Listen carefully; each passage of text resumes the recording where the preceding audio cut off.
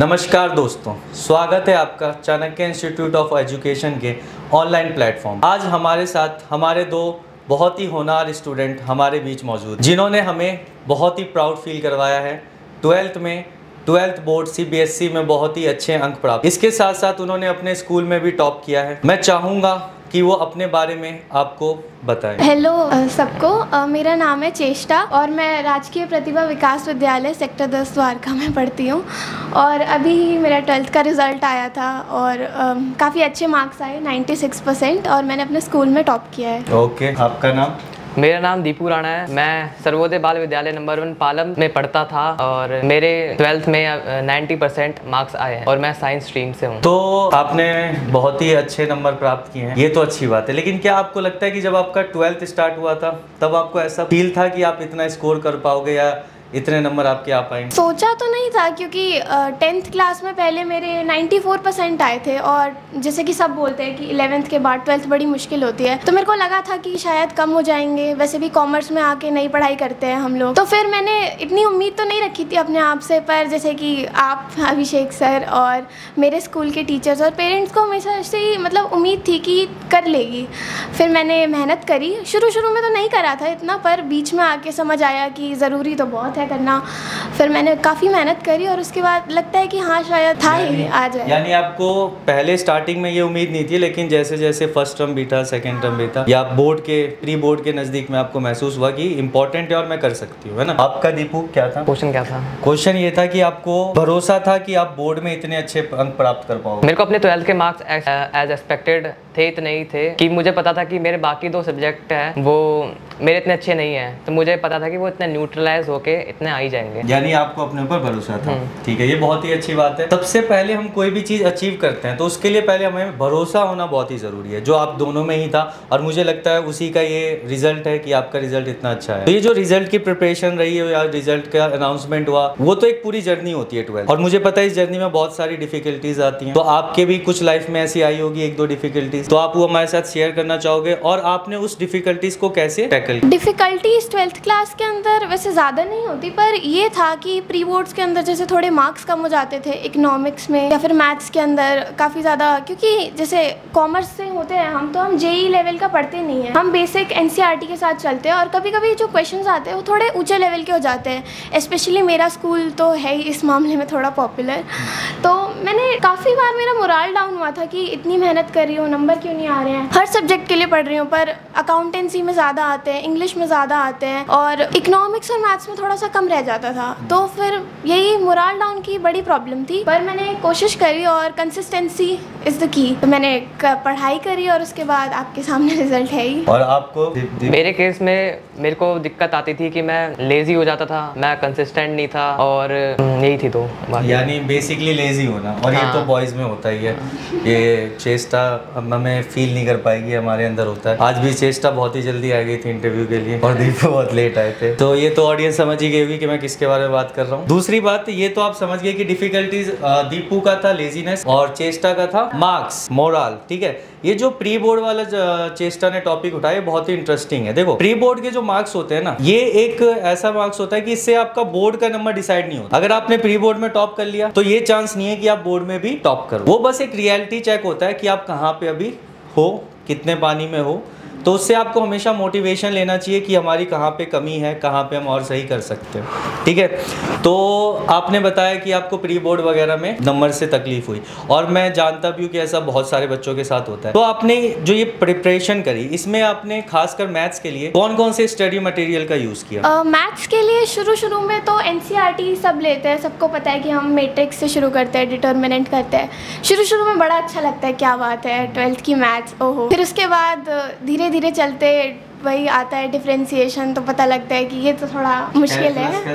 हाँ, कैलकुलस का स्वागत होता है। तो फिर मैंने शुरू में तो NCERT फॉलो करी थी, उसके साथ साथ जो हमारी एग्जाम्पलर आती है और गवर्नमेंट स्कूल में तो देते ही हैं, और बाकी इंटरनेट पे भी अवेलेबल है, मैंने वो करी थी। और जैसे कि मेरी समर हॉलीडेज आई थी तो मेरे स्कूल में रिकमेंड करा था कि हम जो NCERT एग्जाम्पलर है उसके क्वेश्चन करें। वैसे तो वो इतनी कुछ खास नहीं होती, क्योंकि उसमें आउट ऑफ सिलेबस ज़्यादा क्वेश्चन होते हैं जितने सिलेबस वाले हों, तो उसमें काफ़ी हेल्प हुई थी मेरी एक्चुअली कॉन्सेप्ट क्लैरिटी के लिए, क्योंकि थोड़े हायर ऑर्डर थिंकिंग के क्वेश्चन होते हैं वहाँ। और उसके अलावा मैंने अरिहंत की बुक जो PYQs की आती है, जो मैंने सर की ली थी और अभी तक वापस नहीं करी है हाँ, तो वही अरिहंत की चैप्टर वाइज PYQs होते हैं सारे, और आप प्री बोर्ड्स दोगे, यूटीज दोगे, तो आपको पता चलेगा कि जो हर क्वेश्चन आ रहा है वो उस बुक में मिल जाएगा कहीं ना कहीं, जो आपने अटेम्प्ट करा ही होगा। तो मैंने यही सारे मटेरियल्स यूज़ करे थे। तो दीपू, आपने कौन से स्टडी मटेरियल यूज़ किए थे? मैंने स्टडी मटेरियल मैथ के लिए कुछ चैप्टर्स के लिए RD शर्मा यूज़ करी थी, और सपोर्ट मटेरियल यूज़ करी थी, और मेरे को मेंटल मैथ करना ज़्यादा पसंद था। बस इतना ही सब करा था, और बस ये सोचता था कि मेरे कॉन्सेप्ट बस क्लियर हो जाए और बाकी क्वेश्चन को भी मैं अपने बेसिक से कर पाऊँ। इन दोनों की बातों से मैं एक आपको राय देना चाहूंगा कि जैसे चेष्टा को तो मैंने ही सजेस्ट किया था, NCERT को हम लोग बहुत हल्के में ले। जो हमारा पेपर आता है वो 90 से 85%, 85 से 95% पेपर हमारा NCERT से ही हो। अगर हमने NCERT कर लिया, फिर हम आगे की तरफ बढ़ेंगे। NCERT एग्जाम्पलर हो गया, RD हो गया। जैसा दीपू ने बोला, हर चैप्टर के लिए दीपू ने RD यूज नहीं किया, क्योंकि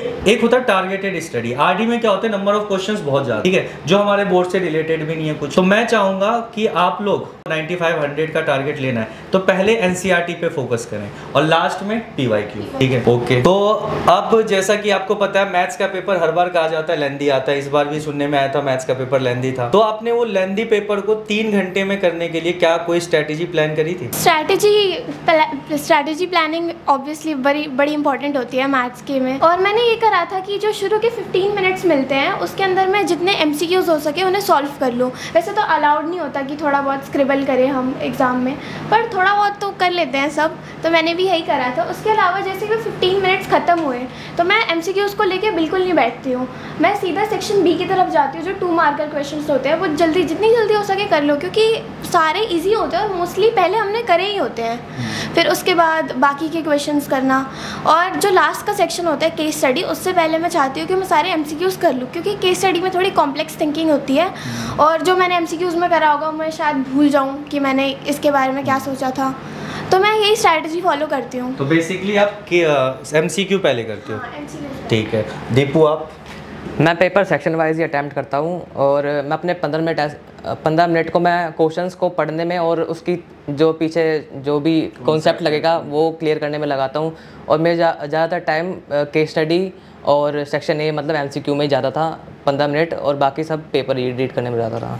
तो बेसिकली सबका एक अलग अलग तरीका होता है, और मैं चाहूँगा आप इनके तरीके को कॉपी भी ना करें, अपना कोई एक तरीका बनाएं।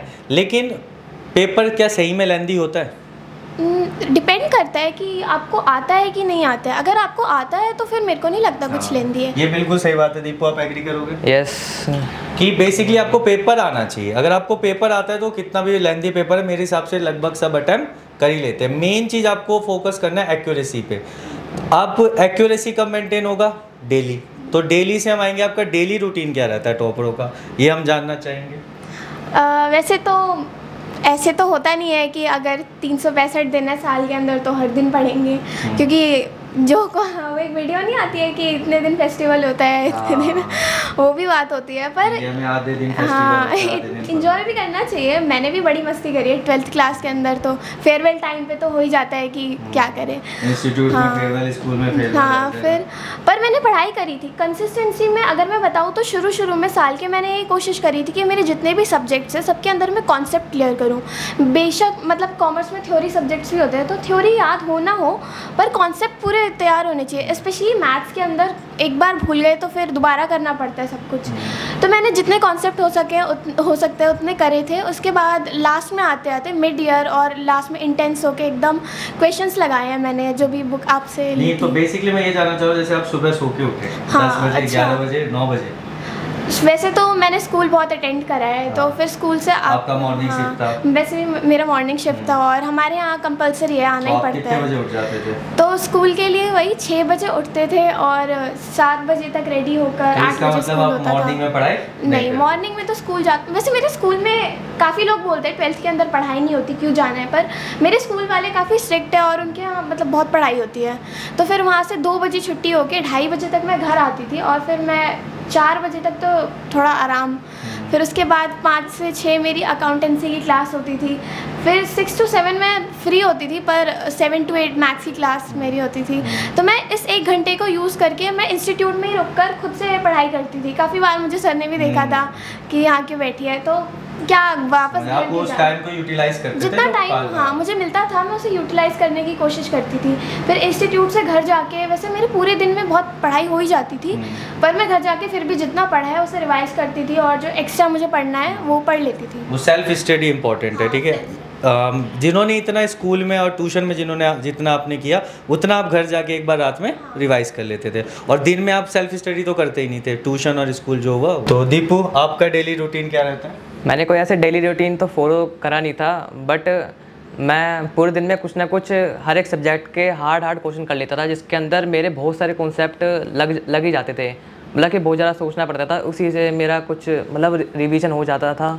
और मेरे जो मैं तैयारी कर रहा हूँ, मैं साइंस स्ट्रीम से हूँ, इसलिए मेरे को जेई करना पड़ता है, जेई करना पड़ता ही है मतलब, और उसके लिए मेरी तैयारी भी हो जाती है। तो बेसिकली आपका डेली रूटीन में ये था एम कि आप डिफ़िकल्ट क्वेश्चंस ज़्यादा से ज़्यादा सॉल्व करो, ज़्यादा से ज़्यादा नहीं, मतलब लाइफ मतलब दो चार कर लो, एक कर लो, मतलब एक दिन में कम से कम कुछ क्वेश्चंस तो डिफिकल्ट जिसमें हमें डिफिकल्टी फील हो रही है वो वाले क्वेश्चंस को यानी चैलेंज देना था हमें, है ना। बेसिकली हम रोज चैलेंज फील करें। तो जैसा आपने बताया आप साइंस से हो, तो आपको इस बार क्या लगा था? फिजिक्स के पेपर के ऊपर बहुत मीम्स बने थे, तो आपके हिसाब से फिजिक्स का पेपर हार्ड था, कैसा था? हार्ड तो नहीं कह सकते, लेकिन लेंदी था वो, मतलब 3 घंटे के अंदर पेपर होने लायक नहीं था वो, लेंदी था। तो और इस बार जैसा कि बोल रहे हैं कि सीबीएसई वालों ने थर्ड पार्टी से पेपर चेक करवाया, तो आपको लगता है कि आपका उस पर नंबर पे कोई इफेक्ट पड़ा है? अगर सीबीएसई करती तो और ज़्यादा आते हैं? मेरे तो आई थिंक जैसा मैंने लिखा था और जैसे एक्सपेक्ट करे थे वैसे ही मार्क्स बने हैं। तो अब कोई अगर बोल रहा है कि थर्ड पार्टी चेकिंग हुई है इसलिए हमारे नंबर नहीं आए, तो मुझे तो लगता है कि थोड़ा एक्सक्यूज़ बना रहे हैं। पर हाँ, इंग्लिश के पेपर में मैं कहूँगी कि मेरे हमेशा प्री बोर्ड में 78 79 ऐसे ही आए, और वैसे मेरे फाइनल में देखे तो थोड़े से कम हो गए थे, 93 थे आई थिंक, 93। हाँ, तो उसमें मेरे को लगा था कि इतने कम तो नहीं होने चाहिए, पर मैं काफ़ी सेटिस्फाइड हूँ। मेरे को ये नहीं लगता कि दोबारा करना चाहिए रीचेकिंग। यानी आप चेकिंग से हाँ खुश हो? आप दीपू चेकिंग से खुश हो?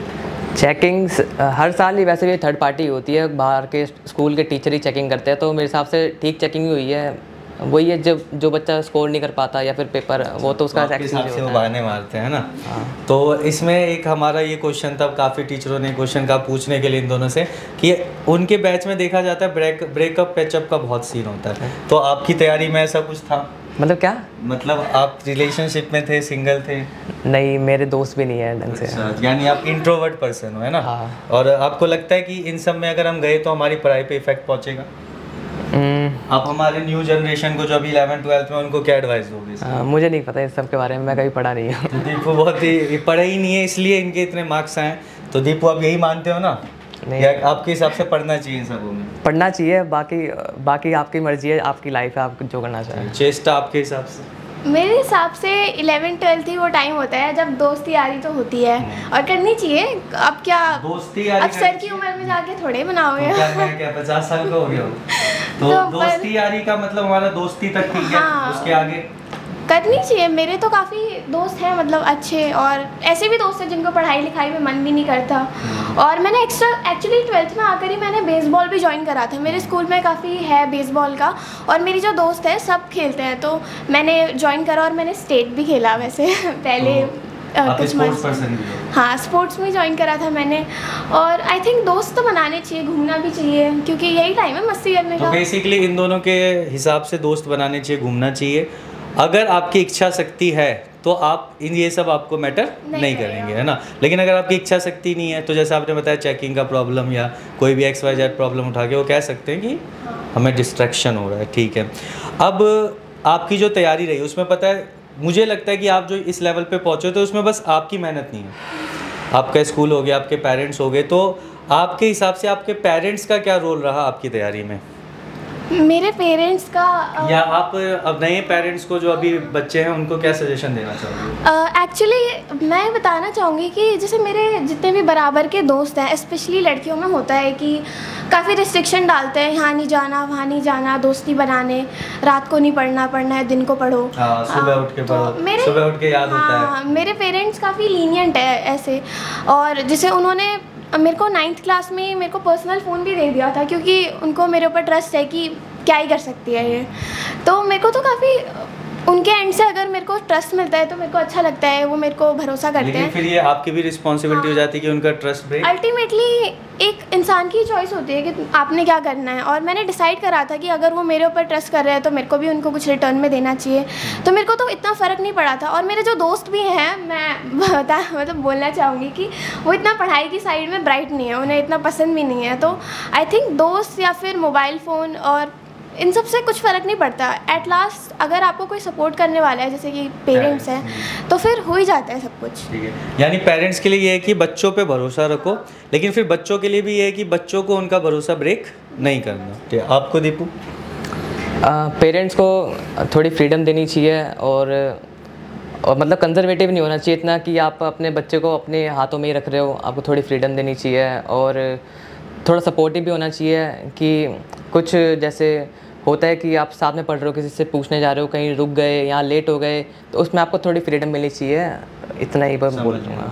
मतलब ज़्यादा आप पे नज़र नहीं रखें, है ना, आपका फ़ोन चेक नहीं किया जाए, ऐसा कुछ। ठीक है, तो अब आप ये बताइए कि आपके नंबर भी अच्छे आ गए, अब आपने तैयारी भी अच्छे से करी और आप जैसे बता रहे हो आपने बहुत ज़्यादा मेहनत भी नहीं करी, तो आपको ये लग रहा है कि आप इससे ज़्यादा भी स्कोर कर सकते थे? जैसे आपका ओवरऑल 96 हो रहा है, तो क्या आप 100 टारगेट कर सकते थे मैथ्स में और बाकी सब्जेक्ट्स में?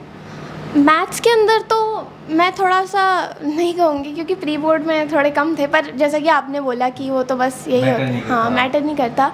पर अकाउंटेंसी के अंदर मतलब हमारे कॉमर्स में अकाउंटेंसी और इको सबसे ज़्यादा स्कोरिंग सब्जेक्ट होते हैं जैसा मैं देखती हूँ। तो वहाँ पे मुझे लगता है कि मेरे 100 हो सकते थे। इको में तो बहुत ही क्लोज गई हूँ मैं 99, पर अकाउंट्स में मेरे 96 थोड़े से एक नंबर से रह गए। हाँ, आपको एक नंबर की मतलब मेरे को मोस्ट प्रॉबेबली लगता है कि मेरा कोई क्वेश्चन गलत हुआ होगा। तो अब मुझे समझ आ रहा है कि वहाँ पे तो हो सकता है। मैथ्स में साइंस वाले तो डेफिनेटली कर सकते हैं, कॉमर्स में थोड़ा रह जाता है। कॉमर्स वालों के लिए आपके हिसाब से मैथ्स ज़्यादा डिफिकल्ट है एज़ कम्पेयर अकाउंट्स और इको। तो आपको उम्मीद है, ऐसा लग रहा है कि आप अकाउंट्स और इको में और स्कोर कर सकते थे। दीपू आप?